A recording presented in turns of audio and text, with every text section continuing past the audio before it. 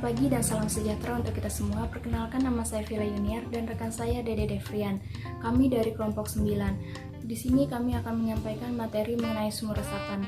Sebelum masuk ke penjelasan selanjutnya, saya akan menjelaskan outline atau garis besar pada topik yang akan kami sampaikan. Yang pertama itu pengertian dari sumur resapan, yang kedua manfaat-manfaat dari sumur resapan, yang ketiga cara kerja dari sumur resapan, yang keempat jenis dan perencanaan sumur resapan, yang kelima faktor-faktor yang mempengaruhi sumur resapan, dan yang terakhir itu kelebihan dan kekurangan dari sumur resapan. Nah, baiklah, sebelumnya kita pasti pernah atau mungkin mendengar istilah dari sumur resapan.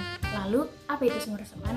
Nah, di sini menurut Mariam dan Rusli pada tahun 2019, sumur resapan adalah suatu rekayasa teknik konservasi air berupa bangunan yang dibuat sedemikian rupa sehingga menyerupai sumur gali dengan kedalaman tertentu yang berfungsi sebagai tempat penampungan air hujan yang jatuh dari atas atap rumah atau daerah kedap air dan meresapkannya ke dalam tanah.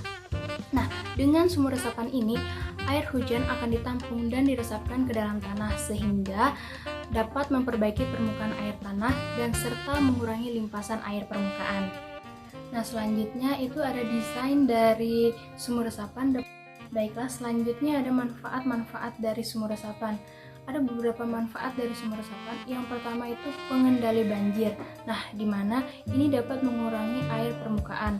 Dan yang kedua, konservasi tanah atau meningkatkan kemampuan tanah untuk meresapkan air. Dan yang ketiga, menekan laju erosi yang berfungsi untuk mengurangi tanah yang tergerus dan terhanyut. Manfaat menurut Defood tahun 1955, yang pertama, mengurangi aliran permukaan dan mencegah terjadinya genangan air. Yang kedua, mempertahankan tingkat muka air tanah dan menambah persediaan air tanah. Yang ketiga, menahan terjadinya intrusi air laut bagi wilayah yang berdekatan dengan wilayah pantai. Yang keempat, mencegah penurunan dan amblasnya lahan sebagai akibat pengambilan air tanah yang berlebihan. Dan yang terakhir, meminimalisir konsentrasi pencemaran air tanah. Berikutnya adalah cara kerja dari sumur resapan. Konsep dasar dari sumur resapan adalah memberikan kesempatan dan jalan bagi air hujan yang jatuh di atas atap atau lahan yang kedap air untuk meresap ke dalam tanah dengan jalan menampung air tersebut pada suatu sistem resapan dan sumur resapan dalam kondisi yang kosong dalam tanah dengan kapasitas tampung yang cukup besar sebelum air meresap. Prinsip dasar dari sumur resapan adalah menyalurkan dan menampung curah hujan ke dalam sumur. Cara kerjanya, air hujan yang turun akan mengisi parit, kemudian akan disalurkan ke area sumur resapan melalui saluran pipa, dan selanjutnya akan tertahan di dalam tanah dalam waktu tertentu, dan kemudian selanjutnya akan mengalir dan meresap ke dalam tanah. Selanjutnya akan dijelaskan oleh rekan saya, Dede Devrian. Perkenalkan, nama saya Dede Devrian. Di sini saya akan melanjutkan materi dari sumur resapan. Saya akan menjelaskan tentang jenis dan perencanaan, faktor yang berpengaruh, dan kelebihan kekurangan dari sumur resapan. Jenis dari sumur resapan itu terbagi menjadi 4 tipe. Ini berdasarkan dari jurnal yang telah kami baca, yaitu tipe 1, tipe 2, tipe 3, dan tipe 4. Nah, untuk tipe 1 ini dia menggunakan dinding tanah, dan ini diterapkan pada kedalaman sejauh 1,5 meter dalam tanah. Untuk jenis tanah yang digunakan itu seperti geluh kelanawan. Dan untuk tipe 2 itu dia menggunakan dinding pasangan batako atau menggunakan bata merah tanpa diplester, dan diantara pasangannya diberi lubang. Tipe ini diterapkan pada kedalaman tanah maksimum sejauh 3 meter, dan ini berlaku untuk semua jenis tanah. Dan tipe yang ketiga itu dia menggunakan dinding buis beton poros ataupun tidak poros, dan pada ujung pertemuan sambungannya diberi celah lubang. Tipe ini diterapkan pada kedalaman maksimum itu sampai dengan permukaan air tanah. Nah, untuk jenis tanah yang digunakan itu tanah berpasir. Yang terakhir itu ada tipe 4. Tipe 4 ini menggunakan buis beton berlubang. Tipe ini diterapkan pada kedalaman maksimum sampai dengan permukaan air tanah. Untuk jenis tanah yang digunakan itu sama seperti tipe 3, itu tanah berpasir. Berikut dapat dilihat beberapa desain-desain dari sumur resapan. Nah, untuk sumur resapan ini dia memiliki banyak desain-desain, dan ini menyesuaikan dengan tipe-tipe yang telah disebutkan tadi, dan juga menyesuaikan tempat yang akan digunakan sumur resapan, dan menyesuaikan juga dengan aturan-aturan yang berlaku di daerah tersebut.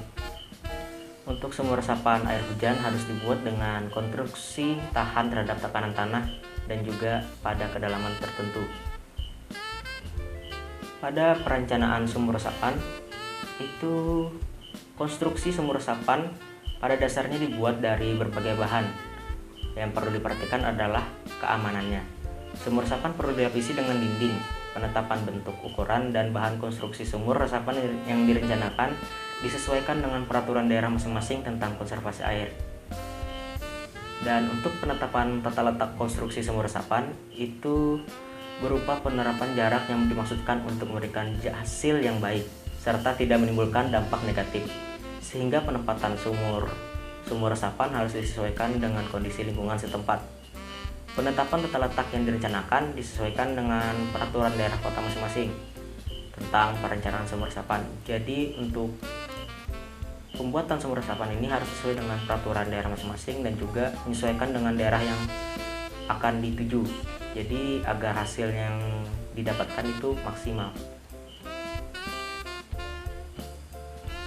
Faktor yang mempengaruhi sumur resapan itu adalah infiltrasi, dan infiltrasi ini dipengaruhi oleh banyak hal seperti presipitasi, aliran dasar atau base flow, tingkat kejenuhan tanah, tutupan lahan, kemiringan lahan, evapotranspirasi, dan juga karakteristik tanah. Dalam penerapan sumur resapan ini kami mendapati 5 kelebihan dan juga 3 kekurangan. Kelebihan yang pertama itu adalah mudah dalam pemeliharaannya. Yang kedua itu adalah aman karena tidak dapat dijadikan sarang binatang atau makhluk hidup yang mengganggu lainnya. Yang ketiga itu adalah memperbaiki, dapat menambah potensi air tanah karena di samping menampung dan mengairkan, dapat pula meresapkan sebagian air hujan ke dalam tanah, sehingga dapat membantu menjaga keseimbangan dan menyelamatkan tata air. Yang keempat itu adalah dapat membantu mengurangi genangan air dan meluasnya penyusupan air laut ke arah daratan. Dan kelima adalah cepat. Dalam pelaksanaannya di lapangan dapat dikerjakan dalam waktu yang sangat cepat. Dan kekurangan dari sumur resapan itu ada 3. Yang pertama adalah biaya. Kenapa biaya? Karena membutuhkan banyak biaya untuk membeli peralatan untuk penerapan sumur resapan tersebut. Yang kedua adalah akurasi. Kenapa akurasi? Karena ketika ingin membuat sumur resapan itu membutuhkan penelitian, pemantauan, dan pemeriksaan terlebih dahulu. Karena tanpa adanya melakukan penelitian, pemantauan, dan pemeriksaan terlebih dahulu, maka manfaat yang didapatkan dari sumur resapan akan tidak maksimal. Yang ketiga adalah waktu. Kenapa waktu? Karena seiring berjalannya waktu, sumur resapan akan mengalami penurunan manfaat dikarenakan ada pengikisan dari sumur itu sendiri dan juga tanah. Dari pengikisan tersebut maka akan mengurangi daya resap dari sumur resapan ke aliran tanah. Sekian dari kami kelompok 9 tentang penjelasan dari sumur resapan.